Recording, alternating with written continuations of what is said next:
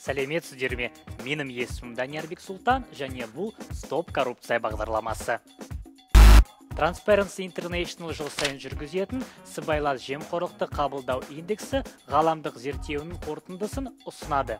Қазақстанның мақтанарлық себебі бар ма? Осыны талқылайық. Сыбайлас жемқорлықты қабылдау индексіне экономика, құқық, демократиялық қайта құрылдағы жемқорлықтың деңгейіне баға береді. Сарапшылардың пікірі, бизнес компаниялардың пікірі, сондай-ақ халықаралық ұйымдардың көрсеткіштері ескеріледі. Рейтингтегі бағалары мен орындары осы негізінен бастайық. Сыбайлас жемқорлықты қабылдау индексінде Қазақстан 2016 жылы 29 балл жинап, рейтингтегі 131 орынға жайғасты. 2015 жылы 28 балл және 123 орында болатын.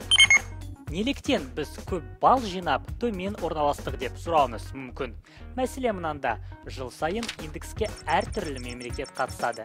Егер 2015 жылы қатысушы 169 болса, былтыр рейтингке әлемнің 177 елі қатысты, яғни 8-ге артық. Сонымен қоса, сыбайлас жемқорлықты қабылдау индексінде тағы бір зерттеу қосты. Демократияның әр ауландығы. Сарапшыларға мынандай сауал қойылды. Саяси сыбайлас жемқорлықтың таратылу көлемі қандай? Қазақстанда 16 балл. Бұл зерттеу мемлекеттік құрылым саласындағы сыбайлас жемқорлықтың 6 түрі.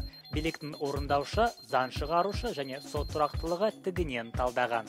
Кеңсе қызметкерлерінен басталып, биліктік жоғары шендеріне дейін. Бастапқы кезінде 76 ел зерттелді. Ең көп ұпайы Америка құрама штаттары мен Эстония жинады 69 балл. Индекстің қалған 8 зерттеуінде Қазақстан 5-інде ұстанымны жақсарты. Global Insight елдік тәуекел рейтингісі, Бертельсман өзгеру қорының индексі, заң ұлықтығы индексі, саяси қауіп қатер бағасы және Freedom House есеп беруі. Енді цифрға тоқталсақ. Қазақстан соңғы жылдары елдік тәуекел рейтингісінде тұрақты түрде 11 балл жинап келеді. Бұнда бизнес қауіптері ескерілген: энергетика, денсаулық сақтау, телекоммуникация және ел өнеркәсібі.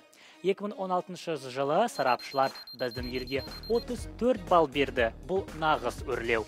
Freedom House рейтингісінде және заң ұлықтылығы индексінде 5 балға көтерілдік. Саяси қауіптер бағасы 3 балға, ал Бертельсман өзгеру қоры индексінде Қазақстан 2015 жылмен салыстырғанда 1 ұпай артық жинады. Сарапшылардың пікірінше, біздің елдің ең басты проблемалары экономика саласында. Дүниежүзілік экономикалық форумның басшылардың пікірлеріне шолуында -6 балл. Жыл сайынғы ғаламдық бәсекелесу қабілеттілігінің рейтингісінде -5 балл. Economist Intelligence Unit елдік тәуекел бағасы -2 балл. Біз көріп отырғандай, халықаралық сарапшылар Қазақстанның саясат және құқық саласындағы жұмысқа 10 баға беріп отыр. Алайда экономикалық көрсеткіштер көңіл көншітпейді. Экономиканың дамуын төмендеуі сыбайлас жемқорлықтың қаупін тудырады, және мұнда тек заңны қаттан сақтаулы көмекке келеді. Мен Қазақстанның көгергенім қалаймын, сіздер де соны қалайды деп үміттенемін. Бәріміз бір ауыздан стоп коррупция дейік.